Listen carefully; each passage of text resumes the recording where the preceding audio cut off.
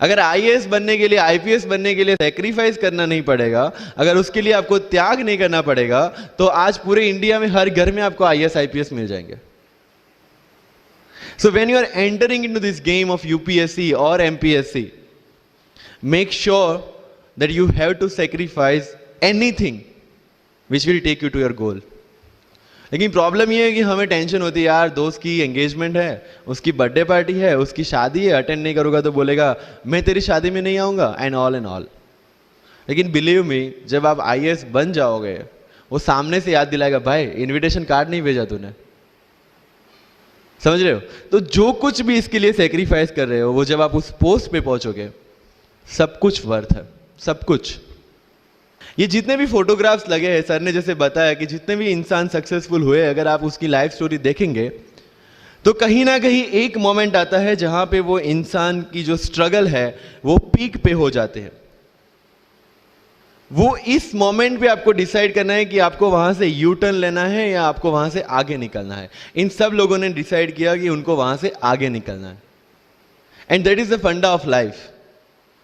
Success उन्हीं को मिलता है जो इस स्ट्रगल वाले मोमेंट से आगे निकलने की सोचता है. जब भी आपको लगे कि आपके सिर पे बहुत मुसीबत है, जब भी आपको लगे कि आप हर तरह से गिर चुके हैं, जब भी आपको लगे कि आपके पास कोई ऑप्शन नहीं है, तब एक चीज आप अपने दिमाग में लाइएगा कि यही मोमेंट है जहां से आपकी तकदीर बदलने वाली है. क्योंकि डायमंड जो होता है वो जितना ज्यादा घिसता है उतनी ज्यादा उसकी वैल्यू होती है.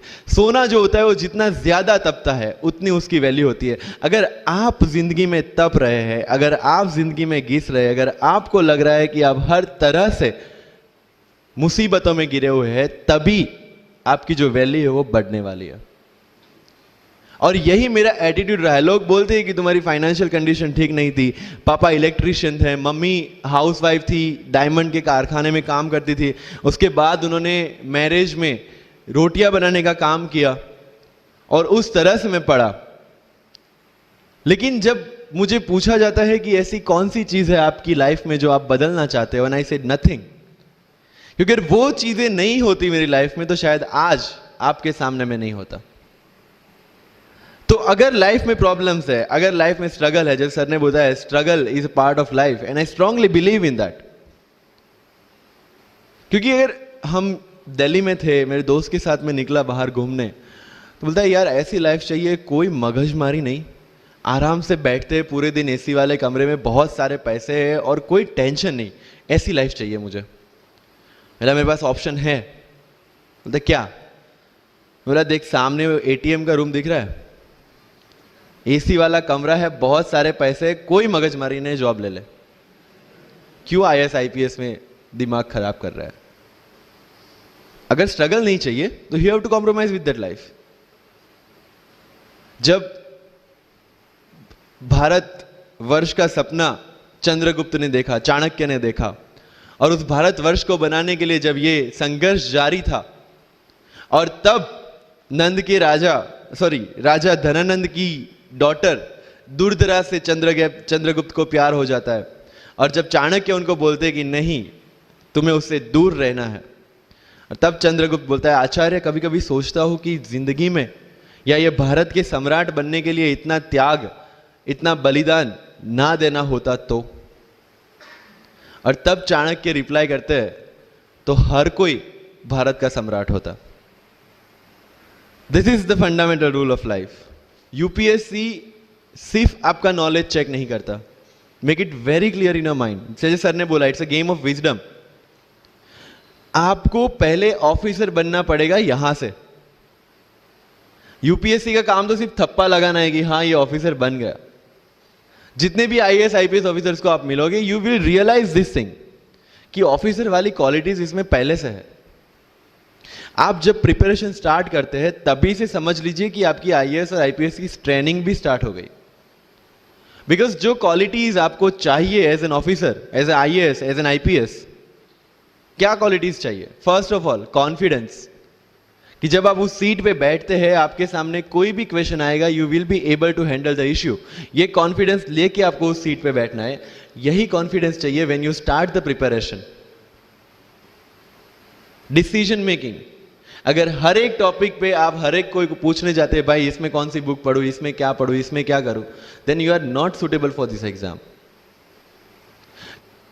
आज मेरे पास काफी मैसेजेस आते हैं, sir please give me your strategy. I am sure आप में से काफी लोगों ने किसी टॉपर्स को पूछा होगा please share your strategy. Why? हर एक की स्ट्रेटजी अपनी खुद की होती है। अगर आज 990 लोग यूपीएससी में सिलेक्ट हुए तो यू विल गेट 990 स्ट्रेटजीज, क्योंकि हर एक की स्ट्रेंथ और हर एक की वीकनेस अलग है। You have to understand this. आप कभी डॉक्टर के पास जाते हैं बीमार होके और कभी डॉक्टर को यह बोला है सर जो आगे वाले पेशेंट को दी ना मुझे वही मेडिसिन चाहिए? डिड यू से लाइक दैट? नो, क्योंकि उसकी बीमारी अलग है, मेरी बीमारी अलग है। सेम चीज विद यूपीएससी, आपकी स्ट्रेंथ और आपकी वीकनेसेस अलग है, किसी टॉपर की स्ट्रेंथ और किसी टॉपर की वीकनेसेस अलग है। Why should I walk on the same path, जबकि मुझे पता है कि वो मेरे लिए बना ही नहीं। I have to create my own path. मेरा यूपीएससी का जो बुक लिस्ट है वो अगर आप देखेंगे ना तो यू विल फाइंड कि ये completely out of the box book list है। मैंने कभी लक्ष्मीकांत नहीं पढ़ी। आई नो यूपीएससी फ्रेटर्निटी के लिए ये बहुत बड़ा स्टेटमेंट है। I never read Shankar IAS, I never read Yojana, I never read Kurukshetra. I didn't do writing practice for mains. मैंने मेंस में GS2, GS3, GS4 का एक एक पेपर, एक ऐसे और ऑप्शनल का एक एक पेपर लिखा है। That's all about my writing practice. Because I knew what are my strength and what are my weaknesses. Mains में 3 चीजें होती है, handwriting, speed and content. When I was so sure about my handwriting and my speed, why should I waste my time on writing the papers? Instead of that, I focused on improving my content. Getting my point? So if you are the aspirant की जिसको लगता है कि 3 घंटे में मेरे से paper finish नहीं होता, then go for writing practice. Then write as much as you can because you need that. But किसी टॉपर ने 50 पेपर लिखे हैं, 3 टेस्ट सीरीज ज्वाइन किया है, इसलिए मुझे भी करना पड़ेगा। No, that is not the rule in UPSC. किसी ने ये टेस्ट सीरीज ज्वाइन की, मैं वहां चला गया, किसी ने वो टेस्ट सीरीज की, मैं वहां चला गया। No, you have to create your own path and this was the biggest part of my UPSC preparation. सुनो सबकी, करो मन की। This is applicability of your mind, क्योंकि आपकी स्ट्रेंथ, आपकी वीकनेस आपसे ज्यादा अच्छा कोई नहीं जानता। आपके पेरेंट्स भी नहीं, आपका सबसे क्लोज टीचर भी नहीं। आपको 3 बार चीजें पढ़ के समझ में आती है, किसी को 5 बार पढ़ के समझ में आती है, किसी को 1 बार समझ में आ जाती है। But I want follow the same path जो आगे लोगों ने फॉलो किया है। वो मेरे लिए बना ही नहीं है। I have create my own path. Getting my point? Yes और नो? सो जो मजदूरी है वो सड़क पे एक इंसान 12 घंटे गड्ढा खोद के भी करता है और एक टॉप कंपनी का सीईओ भी 12 घंटे दिमाग चला के मेहनत करता है। लेकिन how he is different from that person on the road? Because he uses his mind. In UPSC we are suppose to do the same. मुझे पता चला कि भाई लक्ष्मीकांत मेरी मेंस की रिक्वायरमेंट फुलफिल नहीं करता। प्रीलिम्स जैसे सर ने बताया was not into consideration. I know कि उसमें सिर्फ एक ब्रिज क्रॉस करना है, एक हर्डल क्रॉस करना है। अगर मैं प्रीलिम्स में 180 भी लेके आया, 190, इवन 200 भी लेके आया, तो मेंस में तो मैं सबके बराबर ही खड़ा हूं। Why to waste your time and energy on something which is just qualifying?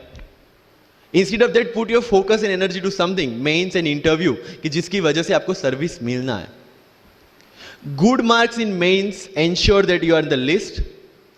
Good marks in interview ensure that you get the service of your preference. Prelims is about quality.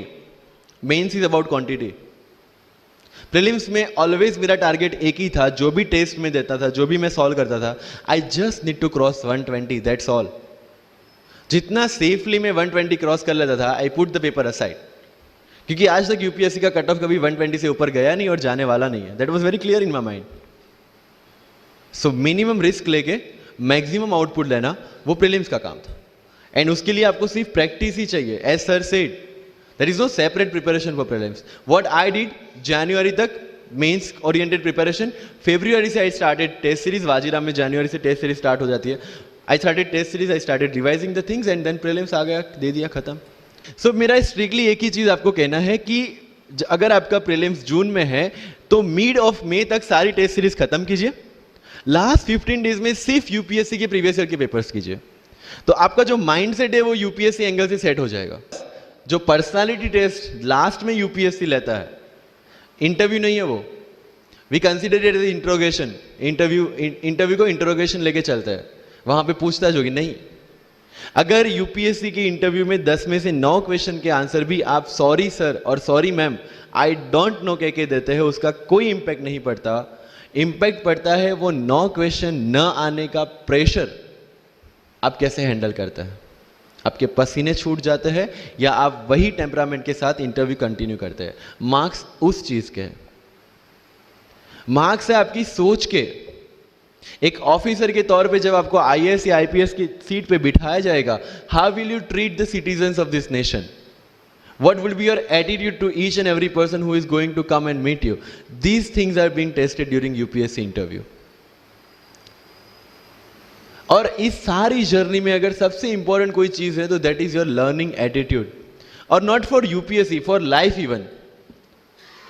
Because when I am speaking in front of you in Hindi and English, to be very clear, I belong to rural background of Gujarat, और मेरा study जो हुआ है वो पूरा Gujarati medium में हुआ है, गवर्नमेंट स्कूल में।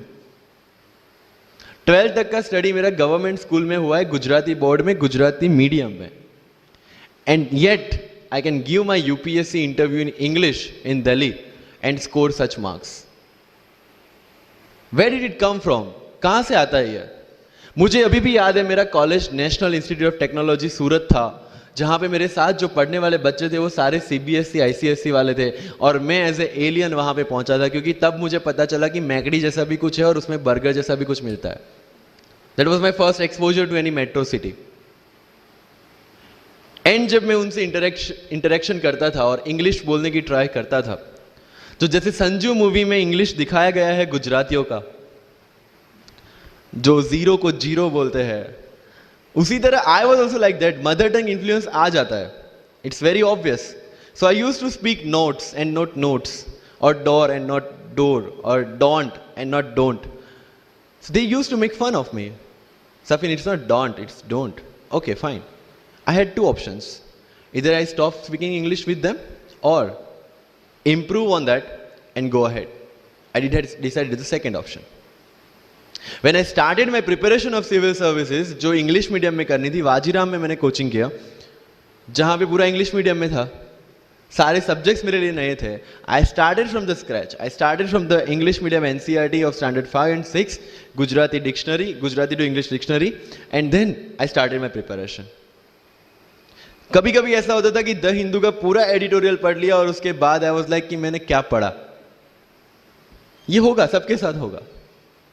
बट उस जगह अगर आप टिक गए, उस जगह अगर आपने पेशेंस रखा, उस जगह आपने अगर सर्वाइव कर दिया, तो इस एग्जाम में भी सर्वाइव कर जाओगे। क्योंकि यूपीएससी की जो रेस है उसमें कभी भी कछुआ, कभी भी खरगोश नहीं जीतेगा। इसमें जीतने वाला ऑलवेज कछुआ ही होगा, जो स्लो बट स्टेडी रहेगा।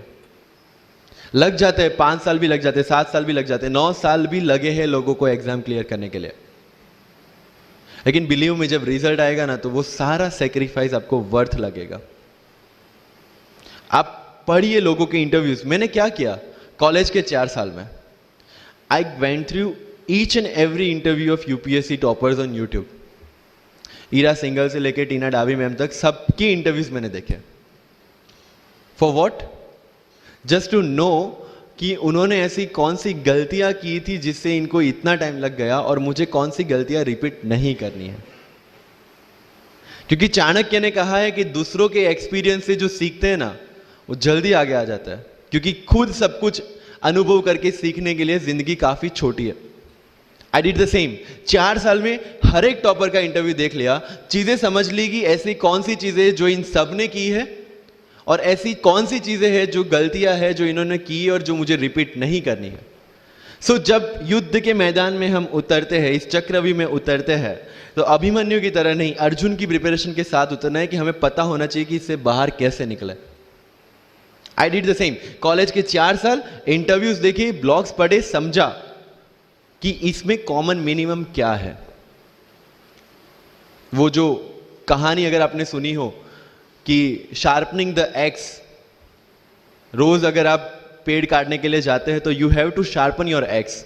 अदरवाइज डे बाय डे आपकी जो एफिशिएंसी है वो कम होती जाएगी।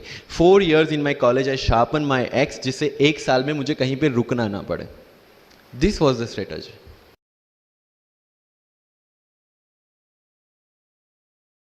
हमारे वीडियो को लाइक और अपने फ्रेंड्स से शेयर जरूर करें। अगर आपके कोई क्वेश्चंस हों तो नीचे कमेंट्स में लिखें।